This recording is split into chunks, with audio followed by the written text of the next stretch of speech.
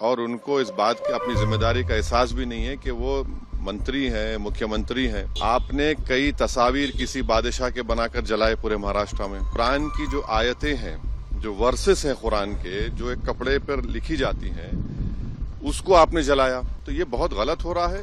सरकार की जिम्मेदारी है, ये सरकार की गलती है, इंटेलिजेंस की फेलियर है। उस जगह जहां से महाराष्ट्र के मुख्यमंत्री आते हैं, पिछले चंद हफ्तों से जो स्टेटमेंट्स महाराष्ट्र के सरकार के मिनिस्टर्स और चीफ मिनिस्टर तरफ से आ रहे हैं, उसको देखने की जरूरत है। और सबसे बड़ा प्रोवोकेशन तो वो सत्ता में है, गवर्नमेंट में है, और गवर्नमेंट प्रोवोकेटिव स्टेटमेंट्स दे रही है। और बड़ा अफसोसनाक है, आप देख लीजिए, पिछले 4-5 दिन पुराना स्टेटमेंट उठाकर देख लीजिए। तो ये वो खुद प्रोवोकेशन किए, और उनको इस बात की अपनी जिम्मेदारी का एहसास भी नहीं है कि वो मंत्री हैं, मुख्यमंत्री हैं।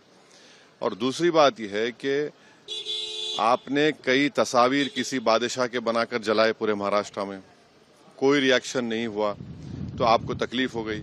तो आपने क्या किया कि कुरान की जो आयतें हैं, जो वर्सेस हैं कुरान के, जो एक कपड़े पर लिखी जाती हैं, उसको आपने जलाया।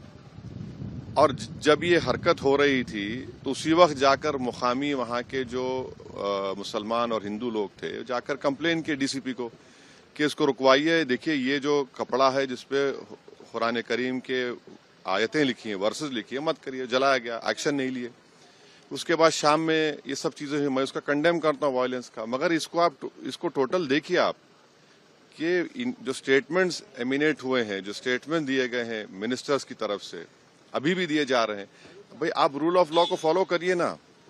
आप तो भारत के संविधान पर आपने ओथ लिया है, तो आप कैसे प्रोवोकेटिव स्टेटमेंट्स क्यों दे रहे हैं आप? भाई मुझे किसी चीज कोई चीज पसंद नहीं है, आपको कोई चीज पसंद नहीं है, तो कोई भी अपनी नापसंद का इजहार कानून को हाथ में ले करेगा क्या?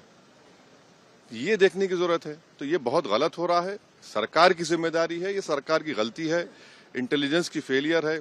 उस जगह जहां से महाराष्ट्र के मुख्यमंत्री आते हैं, और ये जो वायलेंस हुआ है हमारे केंद्र मंत्री के घर के करीब है पूरा, ये बड़ी गलत बात हो रही है। एकनाथ शिंदे कह रहे हैं कि अब हो गया। फडणवीस साहब ने कहा है कि ये बहुत रिग्रेटेबल है, बहुत दुख की बात है कि स्टेट एक्सचेकर से औरंगजेब के कब्र की देखभाल करनी पड़ती है। आप सत्ता में हैं, आपके जो आइडियोलॉजी है उसको बाजू रखिए। आपकी आइडियोलॉजी होने चाहिए भारत का कॉन्स्टिट्यूशन और रूल ऑफ लॉ को अपहोल्ड करना। 6 दिसंबर 1992 को क्या हुआ, और उसके बाद सुप्रीम कोर्ट ने उसको एग्रीगियस एक्ट कहा। तो आप देख लीजिए, हुकूमत आपकी है, मंत्री आप हैं, रूल ऑफ लॉ आपको फॉलो करना है, और आपको कॉन्स्टिट्यूशन के लिहाज से अपनी हुकूमत चलाना है। Thank you.